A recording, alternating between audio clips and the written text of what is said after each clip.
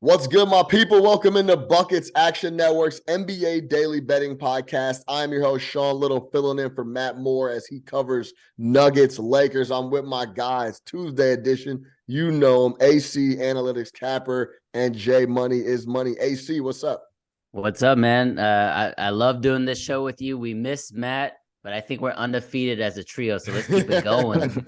we're gonna keep it rolling, and of course, you already know the guy. J Money is Money. Said he was at the book while people were sweating TCU. He was just pounding the Spurs over and over again. Money, what's up? Yeah, I'm good, man. Yeah, they weren't sweating TCU because they got smoked in that way, man. But Yeah. yeah, I'm sure they was mad at them, but I'm sure the books were happy. Everybody's all over TCU. But yeah, I'm ready to get to some NBA cash with my guys here. Yeah, let's absolutely do it. I'm just filling in. No picks from me, but I know AC has one and Jay has one. AC, kick us off. What are you looking at for the Tuesday NBA slate? Yeah, I love this spot here for the Portland Trailblazers back home. They're going to be playing the Orlando Magic. Magic on a second night of a back-to-back, third game in 4 days. I like the Blazers -7.5.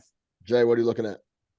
Yeah, that's a good look there. I like that, AC. Yeah, I'm rocking with the Warriors, man. I want to find some type of way to get on the Warriors. They have lost the last three versus the Suns. We'll get into it more later, but I'm going to rock with the Warriors in the first half versus the Phoenix Suns.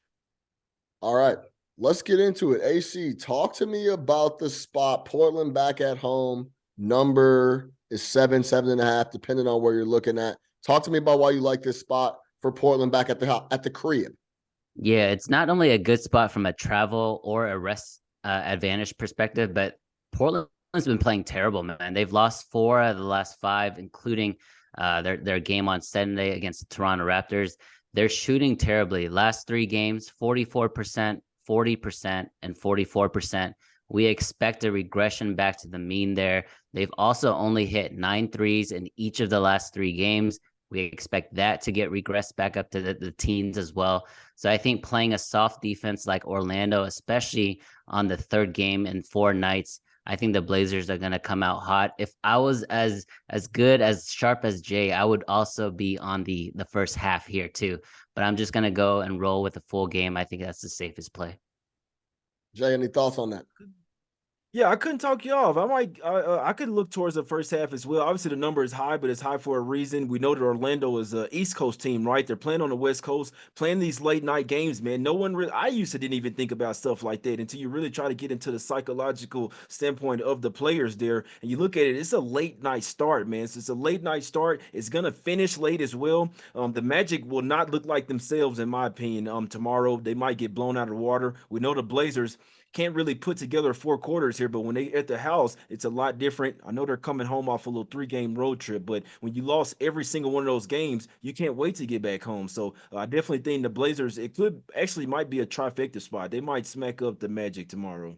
Yeah, as we record this Monday night, the Kings are up 18 on the Magic as we close out the third quarter, minute and a half left. The Magic gave up 41 points in the first quarter to the Kings. I have to agree with you guys. That's a really interesting spot. I like the 3 and 4. I like Portland coming home after not playing so well, coming off some losses.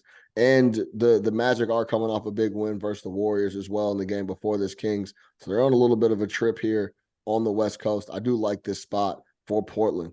All right, Jay, talk to me about the Warriors in the first half. Man, this is more about the Suns, man. This team is on a slide right now. 1-9 straight up last 10 games. The Phoenix Suns, right? At one point, they were #1 seed in the West. They've lost 6 straight games, just really in a tailspin, man. If you look at the injury report as well, I know that this line is pretty high, but you look at the injury report, I'm not sure who's going to be scoring for the Suns. This is the first game of a back-to-back as well. Now, some of those guys could end up playing in this one. Torrey Craig, Lynch Shamet, and, well, Chris Paul's already out, but Aiden, Shamet, and Craig are all questionable here. If Paul and Campaign are out, who's going to play point guard in this one, man? We know that the Warriors, they can score in bunches. I'm not sure if Steph's going to come back here. I did see that he's possible to come back here, to be honest with you. But regardless of that, I like the Warriors here to come out, smack these Suns up. They have triple revenge. And when you have the Warriors as well coming, this is their 7th straight game of a home stand as well. So 7 straight home game, coming off 2 straight losses, and with triple revenge versus the Suns. You got to find some type of way to hop on the Warriors here. It's also the last game before they head that on the road as well. But with that triple revenge and double revenge from this year, yeah, I like the Warriors in this one. I might even get their full game as well. I think this could be a trifecta spot, smack city spot by the Warriors here. AC, any thoughts on the Warriors? That would be insult to injury if Steph Curry comes back as against the Suns' third string team. That'd be hilarious. You're right though, but they've lost the last three head to head or last two or three head to head matchups. It's a great spot for Golden State. We know their offense is rolling without Steph Curry, right? Clay shooting well, Jordan Poole's shooting well, coming off 2 losses. This is a great spot. I love it, man. There's no way anybody can back the Phoenix Suns. I don't do this very often, but it's time to blow that team up, guys. It's time to blow them up. Yeah, Interesting. and Sean, Yeah. real quick, this Suns team could be the Jazz of last year, right? We already know we've seen plenty of stuff. They don't like each other, right? We know Booker is the one that makes the team go. If he's out for even a little bit longer, man, this team might really be in a tailspin, in my opinion. So it just kind of feels like that Jazz from the last year, where they're really close on the brink from really possible breaking the whole team up. AC, just like you said. To even add another layer to that, Jay, like they got a new ownership group coming in. They might want to clean house, right? They want their own players. They want their own guys. No better way to do that than actually to trade some of their guys right now who have some value, like Mikal Bridges, guys like that. So I see a potential move here. We'll see how much longer they slide. 1-9 in their last 10. They lose, the next 5 to 6 games. They have to make a move. Warriors coming off 2 tough, you can call them bad losses versus the Pistons, 122-119, then versus the Magic, 14-point L to the Magic, 115-101. Now, Curry practiced in full, likely back Tuesday. That's the headline. That would be interesting. Jay, I know we talk about this all the time. Does that give you a little pause with them welcoming Steph back into the fold after missing 11 games? Does that give you a little pause? Because we always talk about, they're going to try to defer to Steph now. Superstars coming back in the fold after a team has been overall playing pretty well. I know they've lost 2 straight, like we said, but them welcoming Steph into the fold. Or is Steph just such a mainstay? He's the face of the franchise. He knows the offense. Kerr knows how to get him back in seamlessly. What do you think?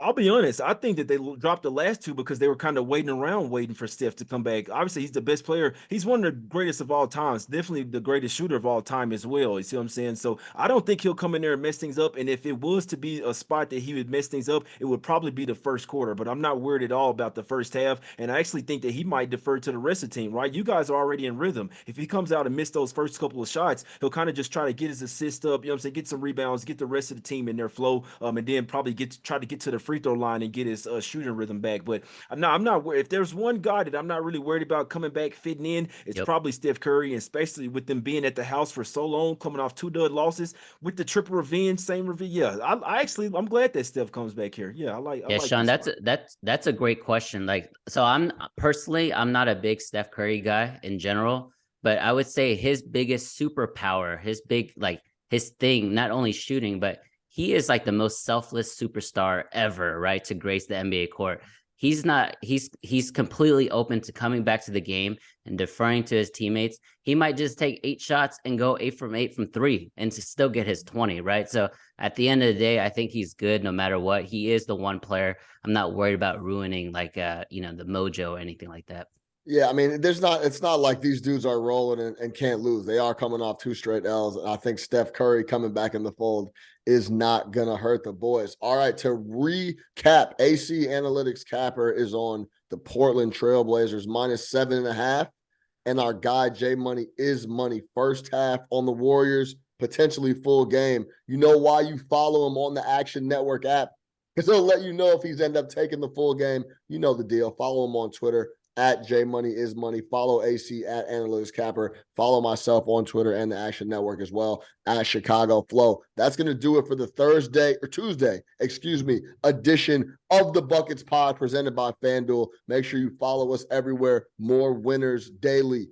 We'll see y'all next time on the Buckets Pod.